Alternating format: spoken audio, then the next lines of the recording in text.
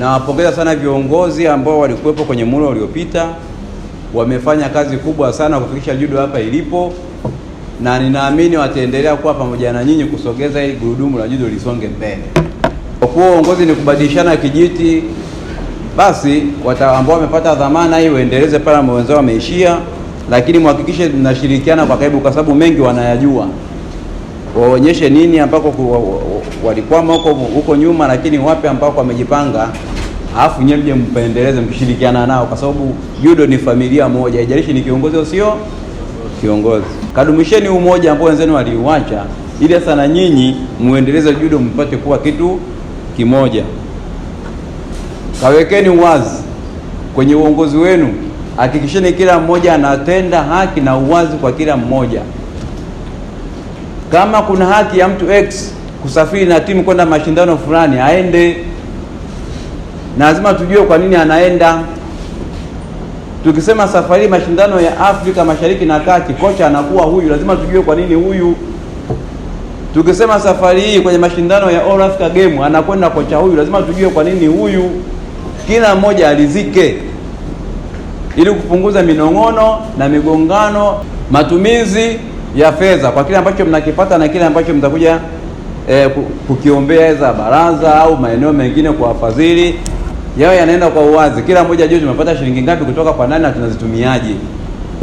Mshirikiane kwa pamoja. Mkikosa mnakosa wote, mkipata mnapata wote, na kila mmoja anajua nini ambacho anatakiwa kukifanya. Kafateni katiba yenu baada ya kuifanyia marekebisho. Kama katiba inataka mkutano mkuu mara 2 kwa mwaka, mkae.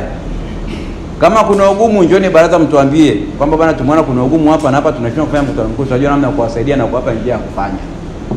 Lakini msikubali unapita mwaka mkutano mkuu hamjafanya kama katiba inataka mfanye. Kafateni katiba. Swala la utoaji wa fedha benki, katiba yenu na kanuni zenu za uendeshaji wa fedha inajieleza wazi kwamba pesa zinatokaje, mkafate. Mweka hazina, hilo ni jukumu lako kubwa la kulisimamia pamoja na viongozi wengine. Pesa inatoka kwa mujibu wa utaratibu unavyotakiwa na zitatumika kwa mujibu mlivyokubaliana kwenye mkutano mkuu au kwenye kamati tendaji, ili mkalizingatie pia liondoe minong'ono. Endeni mkae wabunifu katika kutafuta vyanzo vya mapato. Endeni mkae wabunifu ni namna gani mtafanya ili muweze kuendeleza makocha wawe ni makocha ambao wana taaluma ya sasa. Endeni mkae wabunifu kuna mtapata vipi ufadhili wa kuelimisha hao makocha ndani ya nchi na nje ya nchi. Lakini pia jengeni ubunifu ni namna gani mtafanya kwa ajili ya kuibua judo kutoka kwa vijana, watoto wadogo, na kuendelea kulingana na umri kuanzia chini mpaka juu. Nini mtafanya? Endeni mkae wabunifu ni kwa namna gani wanafunzi walioko mashuleni watashirikishwa kwenye judo ili wenyewe waweze kushiriki judo kama vijana wengine wanavyoshiriki.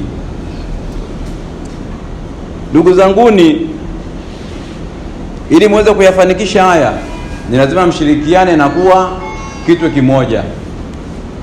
Bila ushirikiano haya niliyosema hapa hamtaweza kuyatekeleza. Tunaposema ushirikiano tunawagawa katika makundi yafuatayo. Kundi la kwanza ni ushirikiano kati ya nyinyi kwa nyinyi wanachama. La pili ni kati ya wanachama na viongozi. La tatu ni kati ya baraza la michezo na nyinyi. Lakini ushirikiano kati ya nyinyi na wadhamini ambao watakuja kuwasaidia kuendesha judo.